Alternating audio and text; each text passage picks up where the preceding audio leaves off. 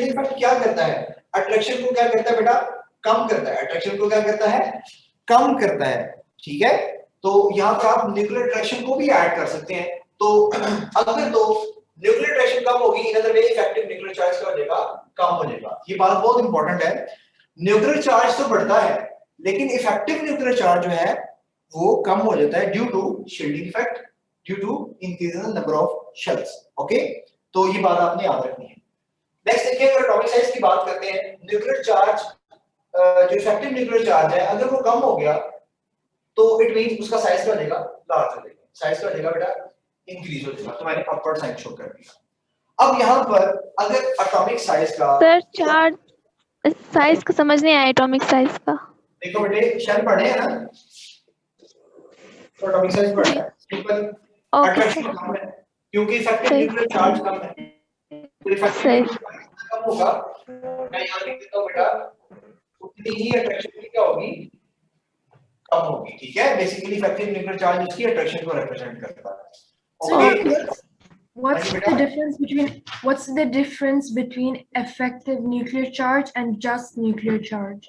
Beta, nuclear charge only depends on the number of protons. If you have a magnesium, so इसका जो proton number है वो है 12, तो इसमें जो न्यूक्लियर चार्ज है वो 12 है। अब इफेक्टिव न्यूक्लियर चार्ज क्या है, अगर मैं मैग्नीशियम को ड्रा करता हूँ, फॉर एग्जांपल ये 2 है, ये बेटा 8 है और वेरी नेक्स्ट 2 है, तो अगर इसकी अट्रैक्शन देखें तो due to inner shell electrons थोड़ी सी क्या हो गई है, कम हो गई है, ये बेसिकली इफेक्टिव न्यूक्लियर चार्ज, ठीक है। जो वैलेंस पे न्यूक्लियस की अट्रैक्शन होती है ओवरऑल उसको आप इफेक्टिव न्यूक्लियर चार्ज बोलते हैं, और जो नंबर ऑफ प्रोटॉन्स होते हैं जस्ट वो इसका जस्ट न्यूक्लियर चार्ज होता है, ठीक है। ये इसका ओके। अब है बेटा इलेक्ट्रोनेगेटिविटी, मैंने यहाँ पर एरोस लगाए हुए हैं, इनको जरा एक बार थोड़ा सा मैं यहाँ लिख देता हूँ। एटॉमिक साइज का जो रिलेशन है आयनाइजेशन एनर्जी के साथ, इलेक्ट्रॉन एफिनिटी के साथ और इलेक्ट्रोनेगेटिविटी के साथ, बेटा वो आपके पास क्या है, इनवर्स है। वो आपके पास क्या है, इनवर्स है। कि अगर तो एटॉमिक साइज बड़ा होगा तो इलेक्ट्रोनेगेटिविटी कम होगी, इलेक्ट्रॉन एफिनिटी कम होगी, आयनाइजेशन एनर्जी भी कम होगी। देखिए आयनाइजेशन एनर्जी क्या है, पहले ये देख लेते हैं। आयनाइजेशन एनर्जी है वो एनर्जी है जो रिक्वायर्ड है किस पर्पस के लिए, इलेक्ट्रॉन को रिमूव करने के लिए। कहां से इलेक्ट्रॉन रिमूव करना है, फ्रॉम द वैलेंस शेल। किसके वैलेंस शेल से, आइसोलेटेड गैसियस एटम, ठीक है। ये एक प्रॉपर डेफिनेशन भी आपको पता होनी चाहिए और हम इसकी कुछ एमसीक्यूज भी करेंगे। अभी मैं आयनाइजेशन एनर्जी, इलेक्ट्रॉन एफिनिटी को डिटेल में डिस्कस करूंगा आपके साथ। तो बेटा ionization energy, electron affinity, electronegativity, इसका एटॉमिक साइज के साथ इनवर्स रिलेशन है। इट मींस अगर साइज बड़ा होगा तो इलेक्ट्रोनेगेटिविटी क्या होगी, कम, ठीक है। इलेक्ट्रोनेगेटिविटी क्या होगी, कम, अट्रैक्शन कम होगी ना। बेसिकली इलेक्ट्रोनेगेटिविटी क्या है, टेंडेंसी है to attract the shared part of electron toward itself. Basically किसको शो कर रहा है, अट्रैक्शन को शो कर रहा है। इलेक्ट्रॉन एफिनिटी ये भी किसको शो कर रहा है बेटा, ये भी अट्रैक्शन को शो कर रहा है। तो अगर साइज बड़ा होगा तो अट्रैक्शन क्या होगी, कम होगी, न्यूक्लियर अट्रैक्शन क्या होगी, कम, तो ये भी क्या होगा, डिक्रीज। और अगर मैं आयनाइजेशन एनर्जी की बात करता हूं तो वो भी क्या होगी, डिक्रीज होगी, ठीक है। ये बात कर रहे हैं along the group top to bottom. Next देखें, मेटालिक कैरेक्टर, आयनाइजेशन एनर्जी और जो मेटालिक कैरेक्टर है इनका आपस में इनवर्स रिलेशन, क्या रिलेशन है बेटा, इनवर्स रिलेशन है। अगर आयनाइजेशन एनर्जी कम है तो वो चीज ज्यादा मेटालिक होगी, वो चीज क्या होगी, ज्यादा मेटालिक होगी। इट मींस जब आप टॉप टू बॉटम जाते हैं, यहाँ देखें ये हाइड्रोजन है, लिथियम है, सोडियम है, पोटेशियम है, तो टॉप टू बॉटम अगर आप यहाँ पर देखें तो बेटा साइज बढ़ने से इलेक्ट्रोपॉजिटिविटी इंक्रीज हो रही है। इलेक्ट्रोपॉजिटिविटी क्या कर रही है, इंक्रीज। बेटा इलेक्ट्रोपॉजिटिविटी का मतलब है लूज ऑफ इलेक्ट्रॉन। तो लूज ऑफ इलेक्ट्रॉन किसकी प्रॉपर्टी को रिप्रेजेंट करता है बेटा, उसकी मेटालिक प्रॉपर्टी को रिप्रेजेंट करता है। तो जब आप टॉप टू बॉटम मूव करते हैं साइज बड़ा होता है, साइज बड़ा होता है, अट्रैक्शन कम होती है, इलेक्ट्रॉन का निकलना आसान है। अगर इलेक्ट्रॉन आसानी से निकल रहा है, low ionisation energy, more will be the metallic character. तो आयनाइजेशन एनर्जी और मेटालिक कैरेक्टर का एक दूसरे के साथ इनवर्स रिलेशन होता है यहाँ पर, ठीक है। और अब हम बात करते हैं, हमारे पास जो और भी यहाँ पर लिखा हुआ है जी, मेल्टिंग पॉइंट और बॉइलिंग पॉइंट, इसमें थोड़ी सी बातें थोड़ा डिफरेंट है, मैं आपको थोड़ा मजीद एक्सप्लेन करूंगा। हमारे पास जो मेल्टिंग और बॉइलिंग पॉइंट है ये डिपेंड करता है वैलेंस इलेक्ट्रॉन्स कितने हैं या बाइंडिंग इलेक्ट्रॉन्स कितने हैं, ये उन पे डिपेंड करेगा। जितने नंबर ऑफ बाइंडिंग इलेक्ट्रॉन्स या वैलेंस इलेक्ट्रॉन ज्यादा होंगे उतना मेल्टिंग और बॉइलिंग पॉइंट ज्यादा होगा। लेकिन ये जो मेल्टिंग और बॉइलिंग पॉइंट है ये अगर आप देखें, फर्स्ट ए मैं बात कर रहा हूं यहां पर अलोंग द ग्रुप, अगर मैं ग्रुप में बात करूं तो जो फर्स्ट ए और सेकंड ए एलिमेंट्स हैं, फर्स्ट ए और सर माइक बंद करा दे। काइंडली अपने माइक को ऑफ रखें, जब आप क्वेश्चन करना चाहें तब आप उसको अनम्यूट कर लें, अदरवाइज काइंडली म्यूट पे रहें।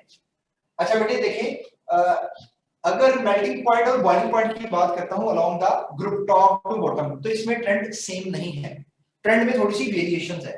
वेरिएशन ये है कि अगर आप बात करते हैं फर्स्ट ए ग्रुप की और सेकंड ए ग्रुप की, फर्स्ट ए ग्रुप और बेटा सेकंड ए ग्रुप, तो इनके लिए जब आप टॉप टू बॉटम जाएंगे तो मेल्टिंग और बॉइलिंग पॉइंट क्या होंगे, डिक्रीज होंगे, मेल्टिंग और बॉइलिंग पॉइंट क्या होंगे, डिक्रीज।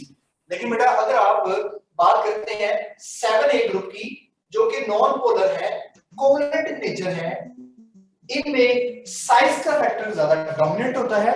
साइज का फैक्टर डोमिनेंट होने की वजह से इनमें London dispersion force of attraction आ सकती है, और London dispersion force of attraction की वजह से इनके मेल्टिंग और बॉइलिंग पॉइंट क्या करते हैं, इंक्रीज। तो यहाँ पर इनसे रिलेटेड ये दो बातें थी।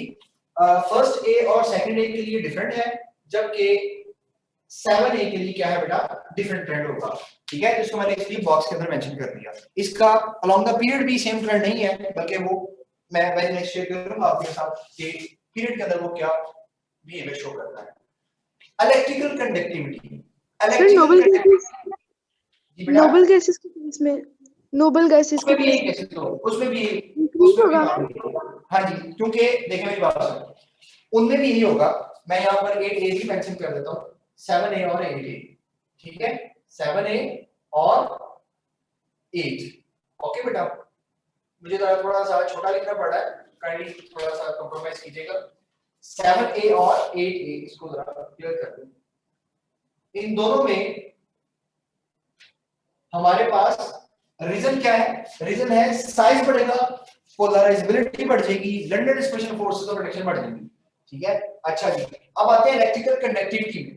तो इलेक्ट्रिकल कंडक्टिविटी का जो आपके पास मेटालिक कैरेक्टर है उसके साथ क्या रिलेशन बनेगा बेटा, उसके साथ रिलेशन बनेगा डायरेक्ट।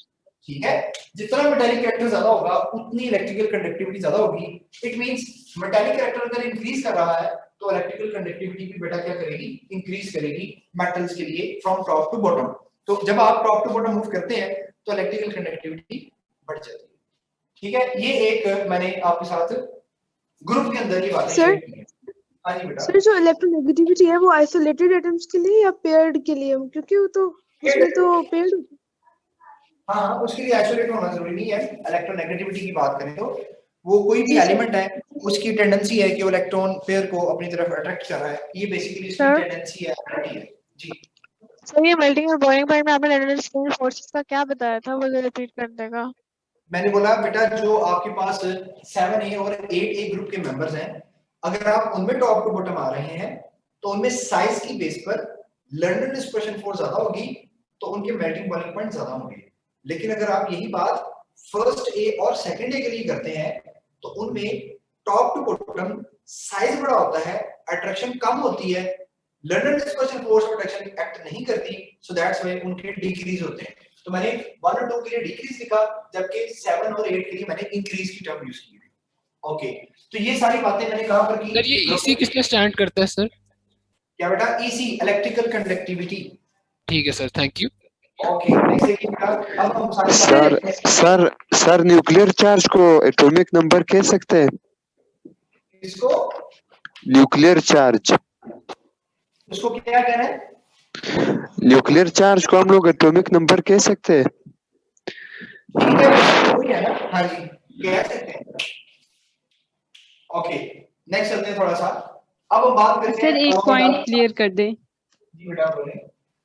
सर वो हमने लास्ट टॉपिक पढ़ा था OF2 में ऑक्सीजन की -2 थी सर, OCl2 में सर नेगेटिव +2 होगी ऑक्सीजन की ऑक्सीडेशन स्टेट। हाँ जी, OCl2 जी। सर लेकिन ऑक्सीजन तो कम ज्यादा इलेक्ट्रोनेगेटिव है सर क्लोरीन से। अच्छा देखें, यहाँ पर जो हमारे डिफरेंट सब ऑक्साइड्स हैं उसमें हम ओवरऑल पेरेंट चार्ज है। अब जैसे OCl2 या OF2 नॉर्मली ये जो कंपाउंड्स है ये एग्जिस्ट ही नहीं करते, बहुत कम स्टेबल फॉर्म में होते हैं जितने भी सब ऑक्साइड्स हैं। अब बाज़ दफा हम कहते हैं पॉजिटिव 2 सब ऑक्साइड है, लेकिन जरूरी नहीं कि पॉजिटिव 2 होगा, ये पॉजिटिव 1/3 भी आप देखेंगे या बहुत सी पॉजिटिव 3/2 भी हो सकती है, मल्टीपल हो सकती है। तो जरूरी नहीं है कि सब ऑक्साइड में सिर्फ ही एग्जांपल होगी, सब ऑक्साइड में काफी हैं लेकिन ये बहुत लेस स्टेबल होते हैं, ये ज्यादा स्टेबल नहीं होते। नॉर्मली आपने देखे होंगे जो ऑक्सी एसिड्स होते हैं वो उनके साथ हाइड्रोजन भी मौजूद होगा, या वो ऑक्साइड्स की फॉर्म में लेस स्टेबल है तो फिर वो अपने ऑक्सी एसिड्स की फॉर्म में ज्यादा स्टेबल होते हैं। ठीक है, तो ये लेस स्टेबल होते हैं, इसकी रीजन भी बेसिक यही है। अच्छा Sir, for the boiling point and melting point, it increases in which period? Period नहीं बेटा, No, sorry, group. Yeah, group. First A and second ए में डिक्रीज Yeah. कम होता है और 7A और 8A में इंक्रीज। Okay, thank you.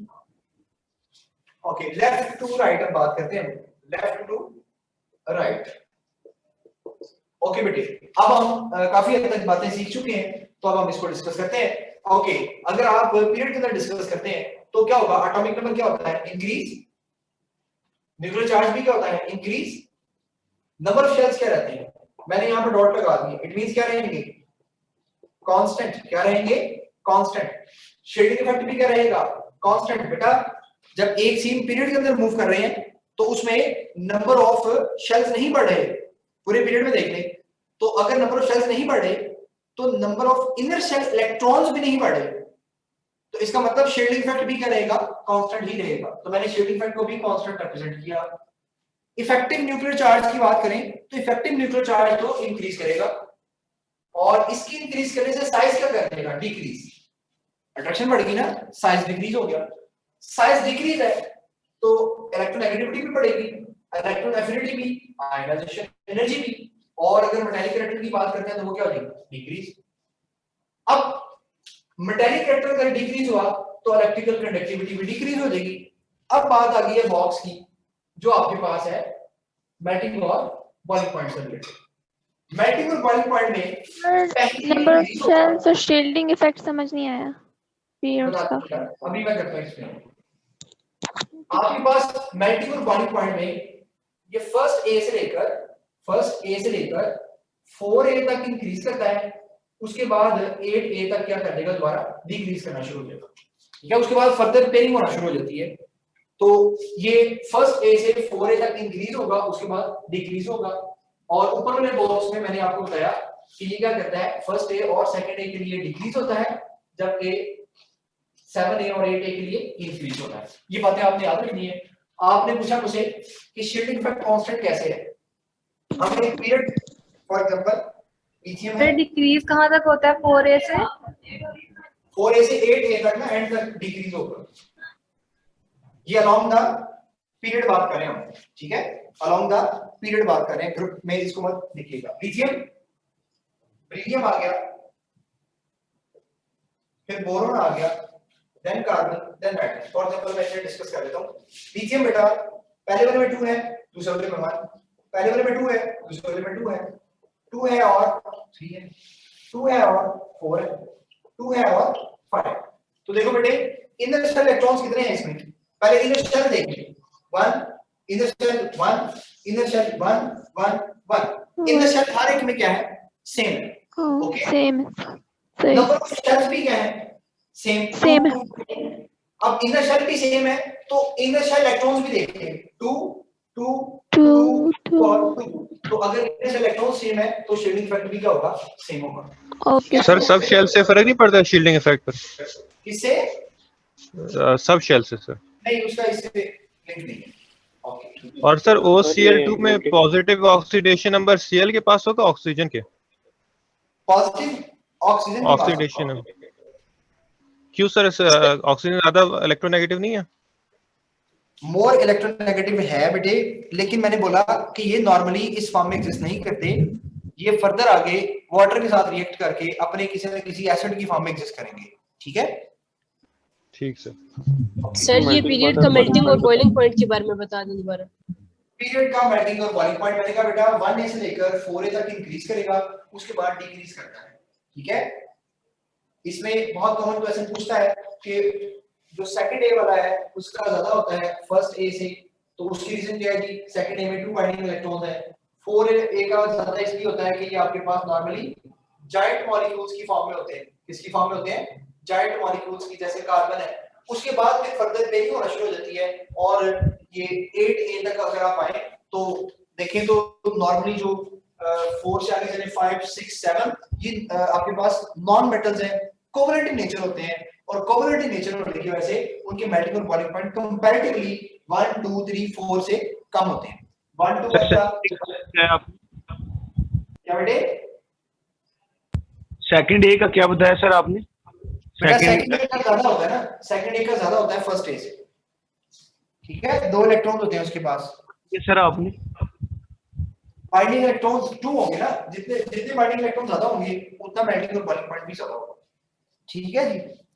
अच्छा, अब हम थोड़ा सा नेक्स्ट देखिए बेटा, सर, यहां पर यहाँ रिलेशनशिप कर रहा हूं। Excuse me sir. हां जी बेटे। सर यहाँ पे मेल्टिंग पॉइंट की डेफिनेशन में लिखा हुआ है the temperature at which solid and liquid phase of a substance coexist. तो सर कोएग्जिस्ट तो नहीं करते, सॉलिड लिक्विड में कन्वर्ट नहीं हो जाता मेल्टिंग पॉइंट पे? नहीं, यानी जब मेल्ट हो चुका है तो वो कोएग्जिस्ट कैसे कर रहा है? जो टेम्परेचर होता है ना वो तो मेल्ट हो गया ना। नहीं, जो टेम्परेचर होता है ना उस पे वो कोएग्जिस्ट करता है, उस पे वो दोनों फॉर्म में होता है। अगर आप उससे ज्यादा टेम्परेचर देंगे तो फिर वो अपनी स्टेट को चेंज कर देता है। ठीक है, 0 पे वाटर जो है वो आइस और लिक्विड दोनों फॉर्म में एग्जिस्ट करता है, इवन गैसियस फॉर्म में भी एग्जिस्ट करता है। हम उसको ट्रिपलेट पॉइंट कहते हैं 0 डिग्री सेल्सियस को। ओके, अब यहाँ देखिए कैटाइन की साइज की बात करते हैं। तो कैटाइनिक साइज है वो इनवर्सली प्रोपोर्शनल टू चार्ज है, ये बहुत इंपॉर्टेंट बात लिख रहा हूँ। जबकि जो एनायनिक साइज है वो डायरेक्टली प्रोपोर्शनल है चार्ज। ये भी बात आप याद रखनी है कि अगर तो आपके पास कैटायनिक साइज की बात कर रहा है तो चार्ज उसके इनवर्सली होगा। जैसे देखो बेटा, अगर मैं यहाँ पर बात करता हूँ सोडियम है पॉजिटिव है, मैग्नीशियम है पॉजिटिव 2 है, एल्यूमिनियम पॉजिटिव 3 है। ये बातें आप हमेशा एक सेम पीरियड के अंदर करेंगे। ग्रुप्स के अंदर तो इनका ट्रेंड सेम ही होगा ना, ग्रुप में तो बातें सेम होंगी, टॉप टू बॉटम आ रहे हैं। कैटाइंस का भी साइज उसी तरह से बढ़ेगा जैसे एटॉमिक साइज होगा। लेकिन अगर आप पीरियड में मूव करते हैं तो 2 तरह की बातें हो सकती हैं, कैटाइन भी हो सकता है और एनाइन भी हो सकता है। तो बेटे अगर आप कैटाइन में मूव करते हैं तो जितना चार्ज ज्यादा होगा उतना साइज कम होगा। ये देखिए इसका ये ट्रेंड होगा, सोडियम का साइज बड़ा है, उससे छोटा किसका होगा? मैग्नीशियम का, उससे छोटा किसका होगा? एल्यूमिनियम का। तो देखिए चार्ज जितना ज्यादा है साइज उतना ही कम है, इनवर्स रिलेशन है। लेकिन अगर आप यही बात एनायनिक पे अप्लाई करते हैं तो वो डायरेक्ट रिलेशन होगा, जितना चार्ज बड़ा होगा। फॉर एग्जांपल मैं नाइट्रोजन -3 लिख देता हूं, इसी पीरियड में अगर आप मूव करें तो ऑक्सीजन -2 में और फ्लोरीन -1 में, तो नाइट्रोजन जो है इसका साइज बड़ा होगा। तो ये आप 2 फैक्टर यहां पर याद रखेंगे विद रिस्पेक्ट ऑफ एमसीक्यू। अच्छा बेटे, अब हम बात करते हैं फर्दर आयनाइजेशन एनर्जी की, कि आयनाइजेशन एनर्जी पे कौन-कौन से फैक्टर्स इफेक्ट करते हैं, क्या-क्या उसकी एप्लीकेशंस हैं और उसकी क्या-क्या एबनॉर्मलिटीज हैं। तो अगर यहां पर कैटाइन और एनाइन वाला पॉइंट एक बार फिर से एक्सप्लेन कर दें। कौन सा बेटा? सर कैटाइन और एनाइन वाला। देखो बेटे, कैटाइन पे किस पे चार्ज ज्यादा है? एल्यूमिनियम पे। जितना चार्ज ज्यादा होगा उतनी अट्रैक्शन ज्यादा होगी, साइज उतना ही छोटा होगा। इसलिए एल्यूमिनियम का साइज छोटा है एज कंपेयर टू मैग्नीशियम, और मैग्नीशियम का साइज छोटा है एज कंपेयर टू सोडियम। तो चार्ज का साइज के साथ इनवर्स रिलेशन है for the cation, but in case of anion charge का साइज के साथ डायरेक्ट रिलेशन। इसकी और बेसिक सुनने ऐसे करते हैं, शायद आपको और बेहतर समझ आ जाए। बेटा सोडियम में देखें नंबर ऑफ, अगर आप यहाँ पर प्रोटॉन्स और इलेक्ट्रॉन्स देखें, मैं यहाँ एक्सप्लेन करता हूँ, बाद में इसको इरेज कर दूंगा। सोडियम है पॉजिटिव है और मैग्नीशियम है ये पॉजिटिव 2 है। इसमें देखें प्रोटॉन कितने हैं? 11, इलेक्ट्रॉन 10 है, और इस केस में प्रोटॉन 12 है, इलेक्ट्रॉन 10 है। तो मुझे बताएं किसकी न्यूक्लियर अट्रैक्शन ज्यादा होगी? मैग्नीशियम की ज्यादा होगी, क्योंकि इसमें ज्यादा है तो उतना ही इसका साइज क्या होगा, small as compare of sodium. इसके साथ एल्यूमिनियम ले लें तो बेटा उसमें प्रोटॉन 13 है, इलेक्ट्रॉन 10 है, तो और ज्यादा अट्रैक्शन हो जाएगी, तो साइज और डिक्रीज हो जाएगा। ठीक है, तो होप्सो की बात समझ आ जाएगी। अगर एनहांस की बात करें तो अट्रैक्शन की बजाय यहाँ पर रिपल्शन का फैक्टर आ जाएगा, तो जितनी ज्यादा चार्ज होगा उतनी ज्यादा रिपल्शन होगी, उतना साइज बड़ा होगा। अच्छा बेटे नेक्स्ट देखिए हम, हमारे पास एक नॉर्मल ट्रेंड चलता है, third ionization energy is greater than second ionization energy and it is greater than first ionization energy। आपने ये बात याद रखनी है, बहुत कॉमन है, और रीजन इसकी सिंपल वही है कि जब आप एक इलेक्ट्रॉन निकालते हैं तो कैटाइन बनता है, कैटाइन पर न्यूक्लियर अट्रैक्शन ज्यादा होती है, उसमें से फर्दर इलेक्ट्रॉन निकालना और मुश्किल हो जाता है। ठीक है, और अगर आप उसमें से एक और थर्ड इलेक्ट्रॉन निकालना चाहते हैं तो वो उससे भी ज्यादा एनर्जी आपको रिक्वायर्ड होगी इलेक्ट्रॉन को रिमूव करने के लिए। तो ये एक कॉमन ट्रेंड जो आप याद रखेंगे। इसके साथ एबनॉर्मलिटीज को डिस्कस करने जा रहा हूं, या यहाँ पर फैक्टर्स मेंशन किए जा सकते हैं, मैं उनको यहाँ लिख देता हूँ। कौन कौन से फैक्टर्स हैं आयनाइजेशन एनर्जी। ठीक है, फैक्टर्स ऑफ आयनाइजेशन एनर्जी। बेटा इनमें हमारे पास जो मोस्ट कॉमन मेथड्स हैं उनमें बेटा एटॉमिक साइज है। एटॉमिक साइज से आप प्रेडिक्ट कर सकते हैं कि इसकी आयनाइजेशन एनर्जी क्या होगी।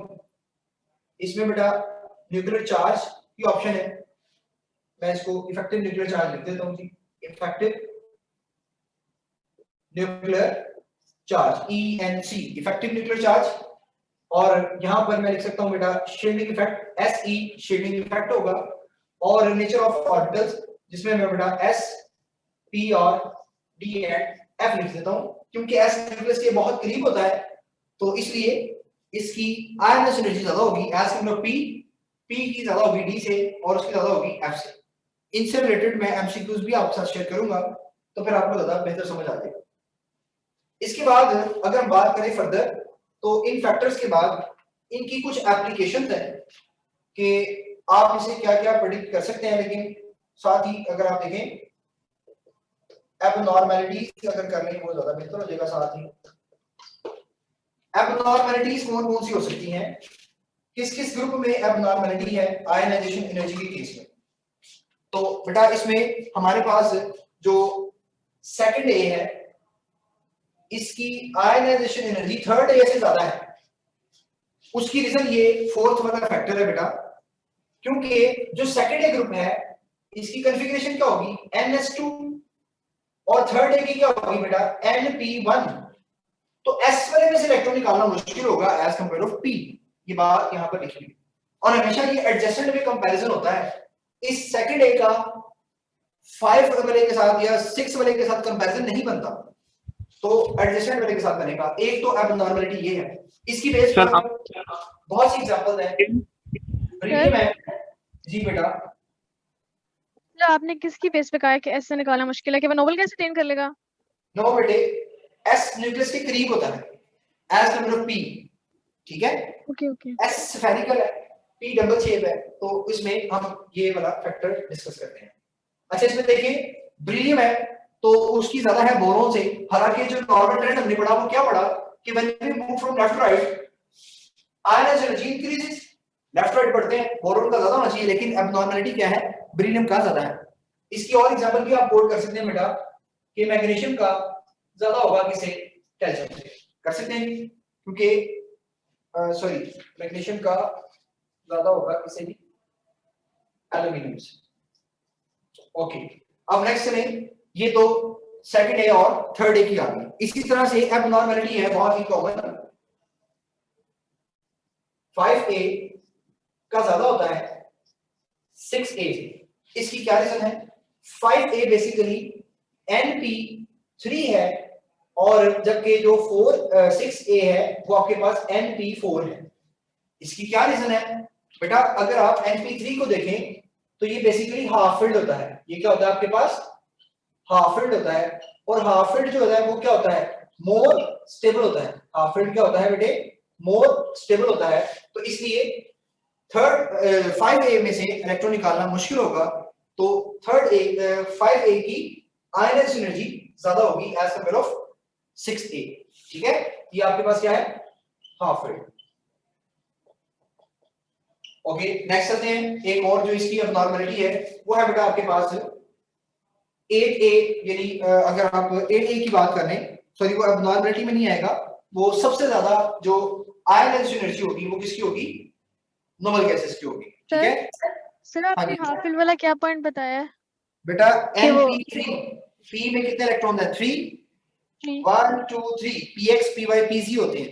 तो हाफ फील्ड जो होता है ये ज्यादा स्टेबल होता है as compare to partially filled. 4 है 5 है ये पार्शियली फील्ड है, तो इसलिए आपने हाफ फील्ड वाला ज्यादा स्टेबल होगा as compare of partially filled. इसी में अगर फुल फील्ड वाला आ जाए तो वो इससे भी ज्यादा स्टेबल हो जाएगा। ठीक है, फुल फील्ड वाला से भी ज्यादा स्टेबल हो जाएगा क्योंकि इनमें रिपल्शन नहीं होती। ठीक है, ये हाफ फील्ड है, सारे सेम स्पिन के साथ हैं और स्पून में बैठे हुए हैं। अच्छा, इसमें देखिए फर्दर देखिएगा, यहाँ पर एक एमसीक्यू छोटी सी डिस्कस करता हूँ। अगर हम लेफ्ट सर ये ऑर्डर लिखते हैं आप हमें, हाफ फील्ड, फुल फील्ड और इन सबको ऑर्डर में कौन सा ज्यादा? फुल फील्ड सबसे ज्यादा नहीं, देखिए आप जो कंपैरिजन करेंगे ना वो दो एडजस्टमेंट में करेंगे। जैसे मैं 5a का 6a के साथ कर रहा हूँ तो इस केस में हाफ फील्ड भी नहीं होगा। अगर मैं 5a का 8a के साथ कर लूं तो वो कंपैरिजन नहीं बनता। वो 8a, क्योंकि देखें सिर्फ एक फैक्टर नहीं है और भी फैक्टर है, न्यूक्लियर चार्ज भी तो है ना। तो अगर 8a के साथ कंपैरिजन करेंगे तो उसका न्यूक्लियर चार्ज बहुत ज्यादा होगा। ठीक है, और वो वैसे भी फुल फील्ड होगा। तो आपने ये कंपैरिजन में देखना है किसका कंपैरिजन किसे कर रहे हैं। अगर आप यहाँ पर देखें, मैं एक पीरियड लिखता हूँ, फॉर एग्जांपल हम इसको स्टार्ट कर लेते हैं बेरिलियम से। बेरिलियम है, बोरोन है, carbon, nitrogen, oxygen, chlorine and neon. तो अगर आप इसका ऑर्डर बनाए तो उसमें बेटा एक एबनॉर्मलिटी यहाँ पर है कि सबसे ज्यादा किसका होगा, इन दोनों में ज्यादा किसका होगा, बेरिलियम का ज्यादा होगा। तो मैंने बोरोन को पहले लिख दिया। इससे ज्यादा किसका है, बेरिलियम। बेरिलियम से ज्यादा किसका है, कार्बन। कार्बन से ज्यादा किसका है, नाइट्रोजन। और नाइट्रोजन का ऑक्सीजन से भी ज्यादा है। देखिए मैंने इसकी तरफ इसका माउस जो है वो ओपन किया है, जो ग्रेटर देन। सर इनकी आयनाइजेशन ज्यादा होगी। ये आयनाइजेशन की लिहाज से बातें कर रहा हूँ बेटा सारी। सही। इससे ज्यादा फिर किसका होगा, फ्लोरीन का। और उससे ज्यादा किसका होगा बेटा, नियोन का। तो ये मैंने इसका ऑर्डर लिख दिया। ओके, अब हम थोड़ा सा आगे मजीद बातें करते हैं। ये मल्टीपल टाइप्स की इसकी एप्लीकेशंस भी हैं। लाइक आपको आयनाइजेशन एनर्जी से कौन सी इंफॉर्मेशन मिल सकती हैं उनको हम डिस्कस करते हैं। इनकी एप्लीकेशन में बेटा सबसे इंपॉर्टेंट ये आपको स्टेबिलिटी के बारे में बता सकता है। बेटा अगर तो आयनाइजेशन एनर्जी ज्यादा है तो बेटा उसकी स्टेबिलिटी ज्यादा होगी। तो मैंने डायरेक्ट रिलेशन लिख दिया, सिंपल। ठीक हो गया। इसके अलावा ये आपको ये बता सकता है कि मेटालिक कैरेक्टर क्या होगा। तो मेटालिक कैरेक्टर के साथ इसका क्या रिलेशन मैंने आपको बताया था, ionization energy is inversely proportional to metallic character. ठीक है, इन अदर वे ये आपको रिएक्टिविटी ऑफ मेटल भी बता देगा ना यहीं से। अगर मेटालिक कैरेक्टर ज्यादा है तो वो अच्छी मेटल है, वो ज्यादा रिएक्टिव मेटल है। ठीक हो गया। और इसमें एक और इंपॉर्टेंट बात, जी बेटे। सर ये जो आपने ऊपर ऑर्डर लिखा है वो इंक्रीजिंग ऑर्डर है कि डिक्रीजिंग? मैंने वो उसके अकॉर्डिंग लिखा है, ये इंक्रीजिंग ही है। ठीक है सर लेकिन आपने सर आपने नीचे बताया कि बेरिलियम का की आयनाइजेशन एनर्जी बोरॉन से ज्यादा होगी और ऊपर आपने ओके ओके सर। अच्छा जी, अब आप ये देखें, ये वैलेंसी के बारे में भी एक्सप्लेन करेगा। फॉर एग्जांपल इससे रिलेटेड एक एमसीक्यू शेयर कर देता हूं। मेरे पास फर्स्ट आयनाइजेशन एनर्जी उसकी वैल्यू है 200, सेकंड आयनाइजेशन एनर्जी की वैल्यू आ गई 400 फॉर एग्जांपल, थर्ड की आ गई बेटा 7700। तो आप मुझे बता सकते हैं कि जिस एलिमेंट की ये मैंने आयनाइजेशन एनर्जी लिखी है वो कौन से ग्रुप से बिलोंग करेगा या उसकी क्या वैलेंसी होगी। वैलेंसी क्या उसका ग्रुप क्या होगा, first A, second A, third A, fourth A. जी बेटा क्या सर सर फर्स्ट ए नहीं होगा, बीटा सेकंड क्या ए होगा बीटा बीटा आंसर जब भी आपके पास बहुत ज्यादा गैप आ जाएगा तो इट मींस जो इलेक्ट्रॉन निकला है वो उस वैलेंस शेल से नहीं निकला। जब भी लार्ज गैप आएगा इट मींस यहां पर शेल चेंज हो गया। इसके वैलेंस शेल में 2 ही इलेक्ट्रॉन थे, थर्ड वाली में गैप बहुत ज्यादा है, इट मींस तीसरा इलेक्ट्रॉन कहां से निकला? अंदर वाले शेल से। तो इट मींस आखिरी शेल में कितने होंगे? 2, क्योंकि 2 ही इसकी जो आपके पास आयनस एनर्जीज होंगी। तो अगर वैलेंस शेल में 2 इलेक्ट्रॉन्स हैं तो ग्रुप भी कौन सा होगा बेटा? सेकंड ए ग्रुप होगा। ठीक है, तो इस तरह से जब भी गैप ज्यादा होगा उससे पहले समझ नहीं आया बेटा देखें, ये देखो, ये फॉर एग्जांपल यहां पर 2 इलेक्ट्रॉन है, यहां पर 8 है, यहां पर 2 है। आपने एक इलेक्ट्रॉन निकाला, एनर्जी मिली 200, दूसरा निकाला 400। जब आप तीसरा इलेक्ट्रॉन निकाल रहे हैं तो मैंने बोला फॉर एग्जांपल 7700 है। इसका मतलब क्या है? जब इतना बड़ा गैप आ जाएगा, देखो एक इलेक्ट्रॉन निकालना है 200 है, दूसरा निकालना है 400 है, तीसरा निकालेंगे कितना हो जाएगा? 600 होना तो 600 चाहिए। लेकिन अगर तो गैप ज्यादा आ रहा है तो इसका मतलब है कि इलेक्ट्रॉन वैलेंस शेल से नहीं निकला बल्कि अंदर वाले शेल से निकला है। ठीक है बेटे, तो इसका मतलब उसके आखिरी शेल में उतने 2 ही इलेक्ट्रॉन थे। तो जब भी गैप ज्यादा आएगा उससे पहले तक उसकी वो वैलेंसी होगी। जैसे यहाँ पर मैंने बताया कि थर्ड इलेक्ट्रॉन अंदर वाले शेल से निकला है तो वैलेंस शेल में कितने इलेक्ट्रॉन होंगे? 2। सो ग्रुप नंबर कौन सा होगा? सेकंड ए होगा। ओके जी, तो ये बातें यहाँ तक मैंने आपके साथ शेयर की है। इसमें कुछ और भी हम बातें ऐड कर लेते हैं, लेकिन उससे पहले अभी इलेक्ट्रॉन एफिनिटी वाली बात करेंगे हम। जी तो यहाँ पे जो एबनॉर्मलिटी है सर वो मतलब क्या बेटे? या सेकंड और 5 में एबनॉर्मलिटी होगी। दोबारा क्वेश्चन बोले। तो जो एबनॉर्मल ट्रेंड है वो 3rd और 6 का होगा या फिर मतलब 2nd और 5 का?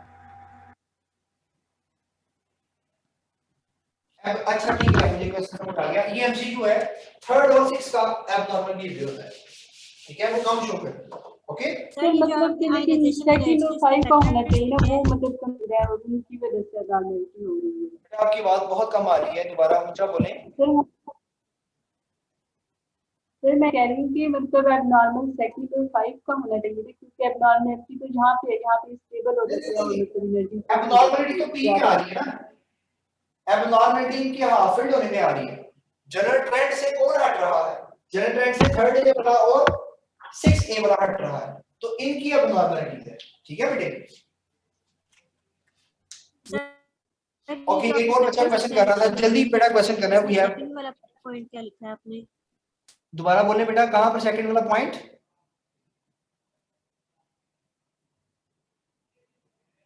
बच्चे आपकी आवाज नहीं आ रही। इन एनर्जीज के जो फैक्टर्स लिखे आपने, इसमें सेकंड वाला पॉइंट बता दो, उसको समझ नहीं आ रही क्या लिखा है। ओके, यहां पर इफेक्टिव न्यूक्लियर चार्ज बेटा ENC।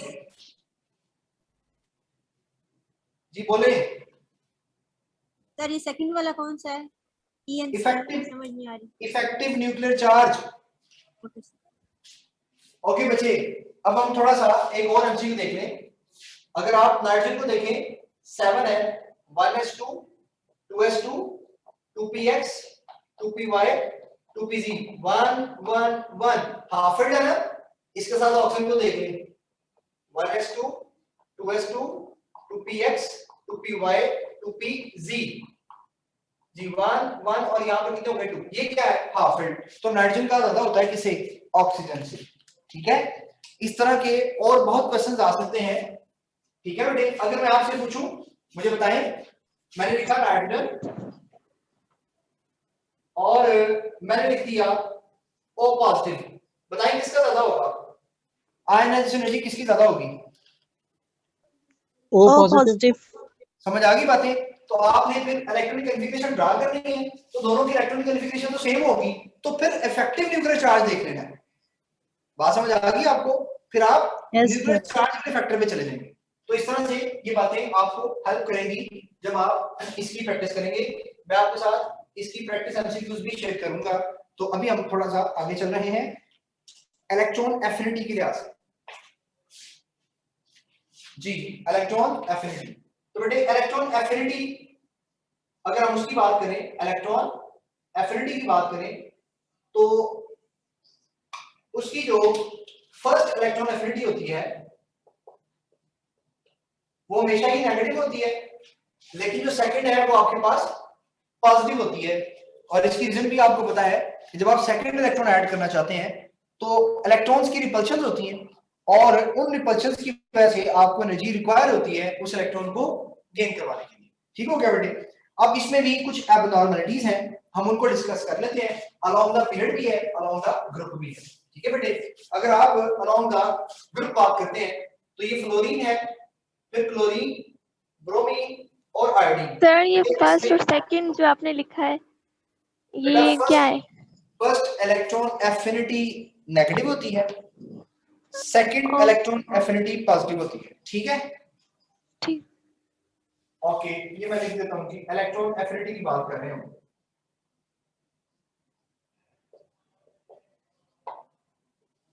ओके, अब अगर आप देखें ग्रुप में क्या करती है इलेक्ट्रॉन एफिनिटी, ये देखें इलेक्ट्रॉन एफिनिटी ग्रुप में क्या करती है बेटे? डिक्रीज करती है। इट मींस कि सबसे ज्यादा इलेक्ट्रॉन एफिनिटी किसकी होगी? फ्लोरीन की। लेकिन ऐसा नहीं होता क्योंकि फ्लोरीन का बेटा स्मॉल साइज है, थिक इलेक्ट्रॉनिक क्लाउड है, थिक इलेक्ट्रॉनिक क्या है बेटे? क्लाउड है। उससे क्या होगी? रिपल्शंस होंगी। इन वजह से ये इलेक्ट्रॉन को ऐड नहीं कर पाता, तो फिर इसमें एबनॉर्मलिटी है। जो इसका ट्रेंड होगा उसमें क्लोरीन सबसे पहले, फिर बेटा ब्रोमीन है, फिर फ्लोरीन है और लास्ट में फिर आयोडीन है। तो ये इसका एक छोटा सा एबनॉर्मल ट्रेंड आप याद रखेंगे।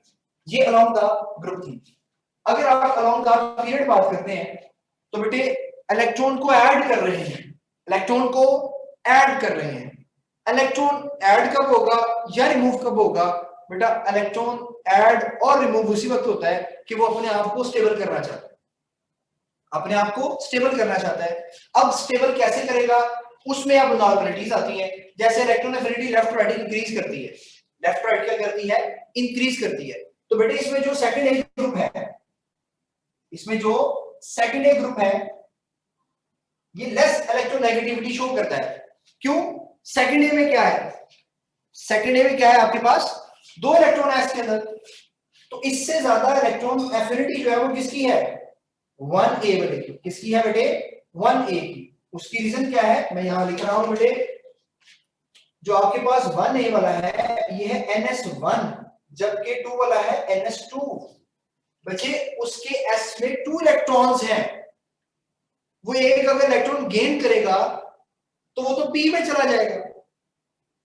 लेकिन अगर आप 1a वाले को देखते हैं तो इसके s में अभी एक इलेक्ट्रॉन आने की स्पेस है, तो जिसके पास स्पेस है वो इलेक्ट्रॉन को गेन करेगा और स्टेबल स्टेट में चला जाएगा। तो इसलिए second A according to trend ज्यादा होना चाहिए, लेकिन अब नॉर्मलिटी शो करता है कि सेकंड ए वाला क्योंकि उसके s में 2 इलेक्ट्रॉन्स ऑलरेडी हैं, वो स्टेबल है तो वो इलेक्ट्रॉन्स को गेन नहीं करता। इसी के साथ एक और स्टेबल में कौन सा है जो हमने यहां पर भी डिस्कस किया था बेटे? 5a वाला।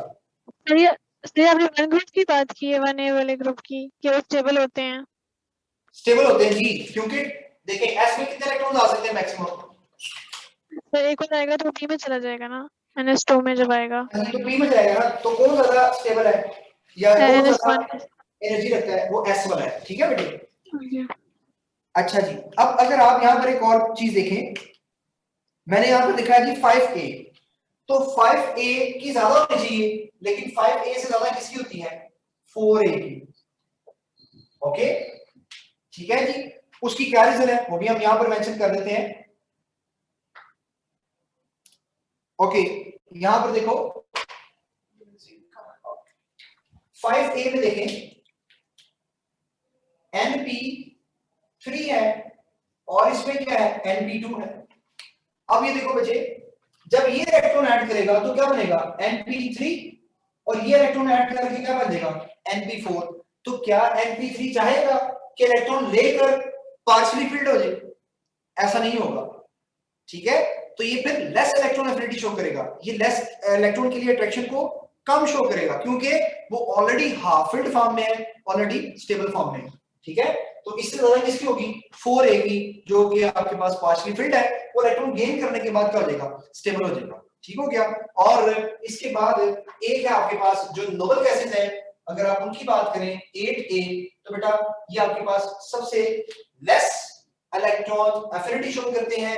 इवन अगर पीरियड के अकॉर्डिंग, ट्रेंड के अकॉर्डिंग देखें तो हम उसको कहते हैं सबसे ज्यादा शो करता है, लेकिन ऐसा नहीं है। और क्योंकि इसके आपके पास बैलेंस शेल में 6 इलेक्ट्रॉन्स होते हैं पी के अंदर जो कि फुली फिल्ड होते हैं, ठीक है। तो ये इनकी एबनॉर्मलिटीज थी। इसमें भी हम क्वेश्चंस को डिस्कस कर लेते हैं। लाइक सर लास्ट वाला एक बार समझा दें, NP6 वाला। बेटा इसकी बैलेंस शेल में जो पी सबशेल है उसमें कितने इलेक्ट्रॉन है? 6। वो तो फुल फिल्ड है टोटली। क्या वो एक इलेक्ट्रॉन और गेन करेगा? No. P6 more stable noble gas electron configuration है। जी बेटे। सर आपने NP3 का बताया था कि वो स्टेबल है, यानी कि ग्रुप 6 स्टेबल, ग्रुप 4 स्टेबल है ज्यादा। क्या बोला था? आपने बोला कि NP3 ज्यादा स्टेबल है, ग्रुप 4 मींस कि स्टेबल है ज्यादा एज कंपेयर टू 5। हाँ जी ठीक है। कौन ज्यादा स्टेबल है? मुझे आपकी आवाज ना,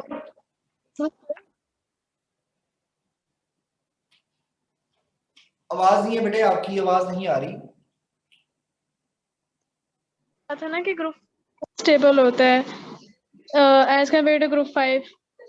इट मींस कि NP3 ज्यादा स्टेबल है। NP3 ज्यादा स्टेबल है जी, क्योंकि हाफिल्ड है। और NP2 की आपने क्या रीजन बताई थी? NP2 तो स्टेबल नहीं है ना। सर रीजन क्या होगी इसकी? बेटा P में 2 इलेक्ट्रॉन है, पार्शियली फिल्ड है। तो सर 4 भी तो वहां पे एक्सेप्ट करके पार्शियली फिल्ड हो जाएगा। ये देखिए बात, अगर ये देखिए ये मैंने ड्रा किया 4 वाला, इसके P में कितने इलेक्ट्रॉन है बेटा? 2। एक वैकेंट है ना ये वाला, इसमें एक इलेक्ट्रॉन आने की जगह है, तो ये इलेक्ट्रॉन को फुल आउट गेन करेगा ताकि अपने आप को क्या कर ले, स्टेबल NP3 में चला जाए। जबकि जो ऑलरेडी NP3 वाला है, अगर आप उसको देखें तो अगर वो एक इलेक्ट्रॉन फिल कर लेता है तो क्या बन जाएगा? ये देखिए इलेक्ट्रॉन फिल करके ये बन जाएगा 2 1 और 1, ये तो पार्शियल फिल्ड हो गया। तो क्या कोई चीज स्टेबिलिटी से अवे जाती है? नो। वो तो स्टेबिलिटी के लिए सारे काम करते हैं, तो इसलिए ये comparatively less electron affinity show करेगा as compare to 4 because it is already stable. Okay बेटा, समझ आ गई? सर ए जोन सा है उसकी इलेक्ट्रॉन एफिनिटी जोन सी है वो सबसे कम है, तो आयनाइजेशन एनर्जी सबसे ज्यादा है। यस, सबसे ज्यादा आयनाइजेशन एनर्जी जो है वो हमारे पास 8A की है। और मुझे बताएं पूरे पीरियोडिक टेबल में सबसे ज्यादा इलेक्ट्रॉन एफिनिटी किस इलेक्ट्रॉन आयनाइजेशन एनर्जी किसकी होगी? बताएं सबसे ज्यादा। हीलियम की सर। हीलियम की। ओके समझ आ सर गई? हीलियम की। जी जी हीलियम की होगी, ठीक है। Sir, can you explain the series you wrote with chlorine is greater than bromine, which is greater than fluorine, which is greater than iodine? ये आप पूछना चाहेंगे? Yes, yes. ओके, ये मैंने लिखा क्लोरीन की ज्यादा किसकी होगी समझ नहीं आया। क्या पूछा आपने? सर हीलियम की कैसे ज्यादा होगी इलेक्ट्रॉन एफिनिटी? सबसे छोटा साइज है, ठीक है, लेफ्ट टू राइट बढ़ती है, टॉप टू बॉटम कम होती है। तो ये देख रहे हैं आप बिल्कुल राइट टॉप कॉर्नर में चले गए पीरियोडिक टेबल में, तो हीलियम ही है। अच्छा बेटे, आपने जो पूछा बेटा क्लोरीन जो है इसमें इलेक्ट्रॉन ऐड करना आसान है एज कंपेयर ऑफ ब्रोमीन, उसके बाद फिर फ्लोरीन और उसके बाद फिर लास्ट में आयोडीन, ठीक है, क्योंकि top to bottom electron affinity जो है वो डिक्रीज करती है। तो देखिए सबसे ज्यादा chlorine, bromine, fluorine, iodine. Fluorine का एक्सेप्शनल बिहेवियर मैंने आपको बताया, उसकी रीजन भी लिखी है, स्मॉल साइज है, थिक इलेक्ट्रॉनिक क्लाउड है, रिपल्शन बहुत ज्यादा है। सर लेकिन मतलब वो नोबल गैस की तो रहती है, कैसे मैक्सिमम इलेक्ट्रॉन एफिनिटी होगी? क्या? तो वो नोबल गैस की तो है ना साथ। कौन नोबल गैसेस हैं? बेटा आपकी आवाज नहीं आ रही मुझे। सर हीलियम का जो है लास्ट डिटेक्टर 8K की बात कर रही हूँ, सर इसके इलेक्ट्रॉन एफिनिटी सबसे कम होगी। आप काइंडली अपना माइक जो है ना उसका थोड़ा सा देखें, मुझे आपकी आवाज बेटे ठीक नहीं आ रही, वो क्वेश्चन समझ नहीं आ रहा।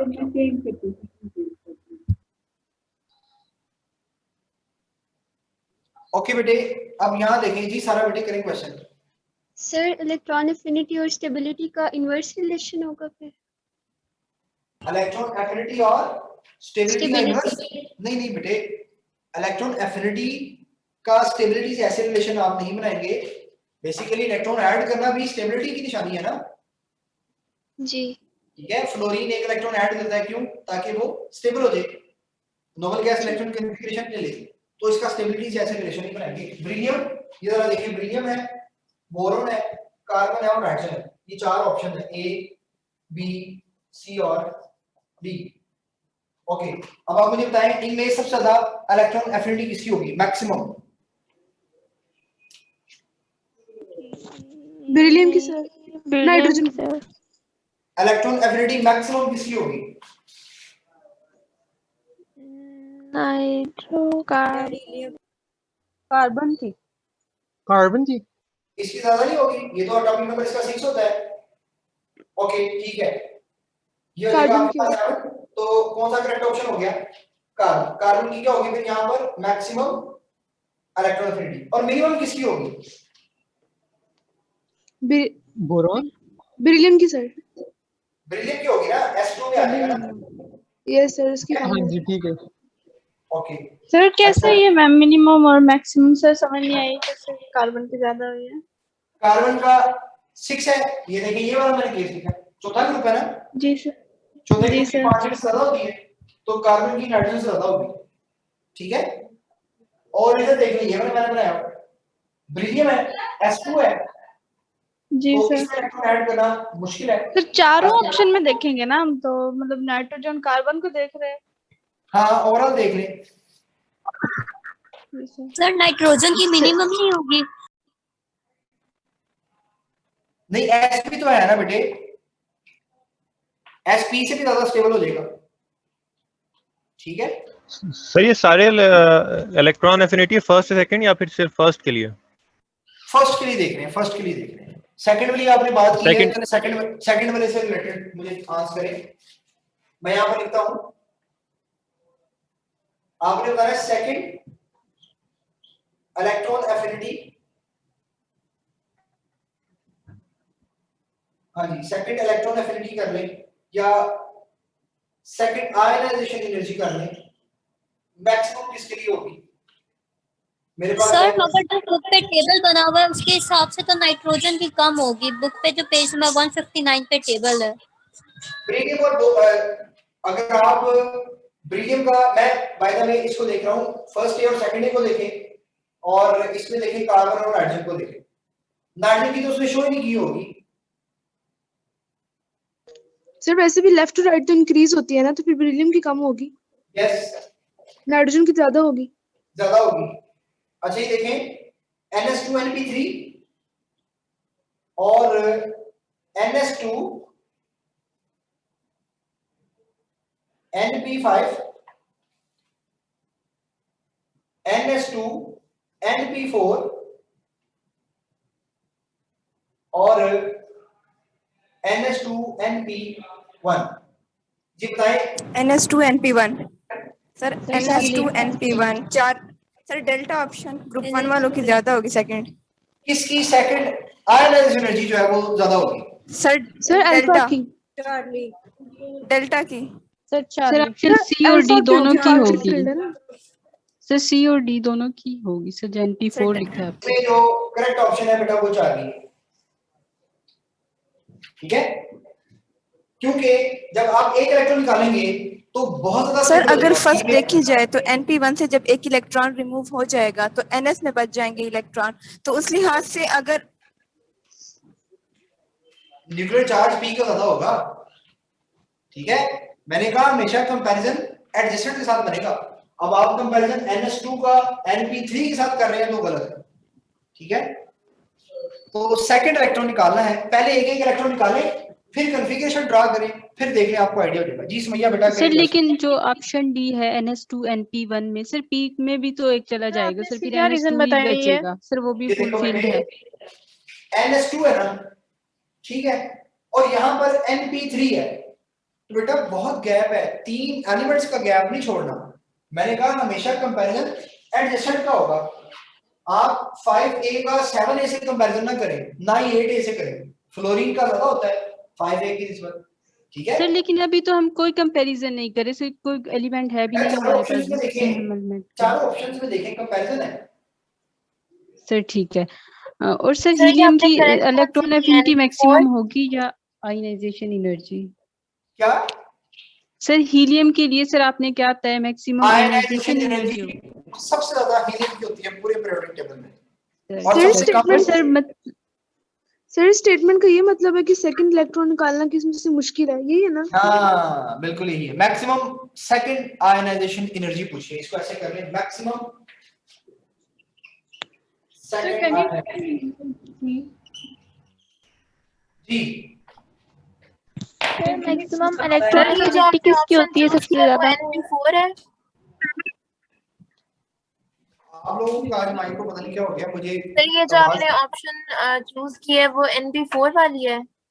NP4 वाली, जी बेटा 4 ऑप्शन सेलेक्ट किए हमने। So why is this the correct answer? Because NP3 is more stable than NP2, so it will take more energy. बेटा थोड़ा सा ऊंचा बोले आयशा, मुझे आपकी आवाज नहीं ठीक आ रही। Sir, option C is the correct one because NP3 is very stable, so removing an electron. Okay. हाँ बिल्कुल सही बोला आपने। ओके जी, सर मैक्सिमम इलेक्ट्रॉन एफिनिटी किसकी होती है पीरियोडिक टेबल में? मैक्सिमम इलेक्ट्रॉन एफिनिटी जी सर। क्लोरीन की। हैलोजेंस है, हैलोजेंस की होती है।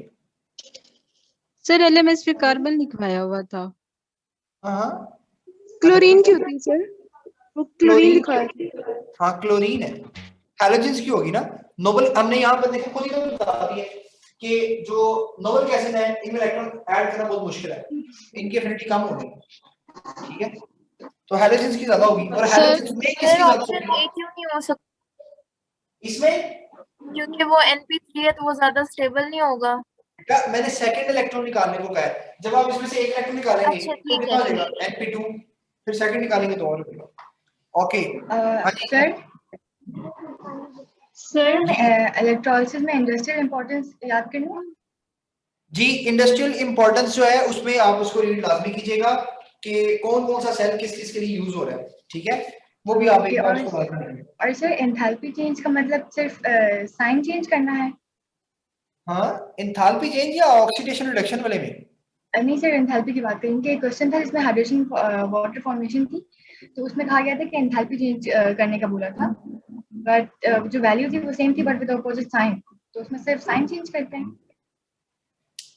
मुझे क्वेश्चन नहीं समझ आया, दोबारा बोले। वाटर वाला था जी, क्वेश्चन ये था कि वाटर फॉर्मेशन हो रही है और उसकी एंथैल्पी चेंज की जो वैल्यू थी वो मुझे एग्जैक्ट वैल्यू नहीं पता, बट उसका ना फिर आंसर जो था उसमें एग्जैक्ट सेम वैल्यू थी बट सिर्फ साइन चेंज था। तो बेटा वो फॉर्मेशन पूछा ना उसने, तो फॉर्मेशन में नेगेटिव होगा। उसने बस कहा कि what is the enthalpy change of this reaction, तो वो फॉर्मेशन हो रही थी ना 1 मोल, तो फॉर्मेशन के लिए नेगेटिव क्यों आएगा? ओके जी, सही है, थैंक यू। ओके सर ये इक्वेशन करेक्ट कर दें, मतलब सही है या गलत है? Sir del H dissociation is equal to del H atomization. Sir मतलब डबल कर दें अगर एटमाइजेशन को, तो डेल एच डिसोसिएशन हमें ऑब्टेन होती है। हाँ बिल्कुल, देखें एक H है उसकी एनर्जी है 218, अभी हमने जो क्वेश्चन किया था, तो अगर H2 फॉर्मेशन होगी तो कितनी होगी? 218 मल्टीप्लाई बाय 2, लेकिन साइन क्या होगा? ऑपोजिट होगा, तो कह सकते हैं ये बात की। सर डिसोसिएशन मतलब बॉन्ड फॉर्मेशन को कह रहे हैं अपन? बॉन्ड ब्रेकेज कह रहे हैं ना सर ठीक है, वो ऑटोमाइजेशन है ना, 2 एटम्स बनाने के लिए जो एनर्जी। जी सर। ओके बेटे, अब बाय द वे मैंने इसके साथ करवाना तो और भी कुछ था, लेकिन आपके क्वेश्चंस इतने थे तो इसके साथ हम वो डिस्कस नहीं कर सके। अब वेरी नेक्स्ट कल मैं इंशाल्लाह covalent bond, ionic bond, coordinated covalent bond, और उसके लिए जस्ट मैं आपको 15 मिनट्स दूंगा, हम उसी के अंदर कवर अप करेंगे उसको, ठीक है, और उसके बाद फिर हम थोड़ा सा आगे मूव कर लेंगे। उसमें हमने आगे वेस्पर थ्योरी, हिब्रिडाइजेशन, ठीक है, तमाम इन थ्योरीज को भी डिस्कस करना है, इनके कंसेप्ट भी देखेंगे, ज्योमेट्री, शेप, ठीक है, इलेक्ट्रॉनिक ज्योमेट्री, मॉलिक्यूलर ज्योमेट्री, ये सारी चीजें मैं आपसे कल शेयर करूंगा। लॉन पेयर किस तरह से कैलकुलेट करेंगे। हाँ जी कल बेटा, अब तो टाइम खत्म हो गया। सही, फर्स्ट ईयर का लास्ट फर्स्ट ईयर का लास्ट टॉपिक होगा हमारा, तो इसके बाद इंशाल्लाह हम सेकंड ईयर में मूव कर जाएंगे। उसमें भी जो फर्स्ट है उसमें sp ब्लॉक एलिमेंट्स हैं, ऑक्साइड्स हैं, हाइड्रोक्साइड्स हैं, हमने बाकी जो इनऑर्गेनिक उसको डिस्कस नहीं करना, ट्रांजिशन एलिमेंट्स को डिस्कस करेंगे, और पहले 5 चैप्टर इंक्लूड है क्या द ग्रुप 3 इंक्लूड है हमारे बीएमसी के सिलेबस में? ग्रुप 3 थर्ड Yes, नहीं sir. मेरा ख्याल फर्स्ट ए सेकंड ए की ऑक्साइड हाइड्रोक्साइड्स इंक्लूडेड है सब। और सर वो पीरियड की ट्रेंड है सिर्फ।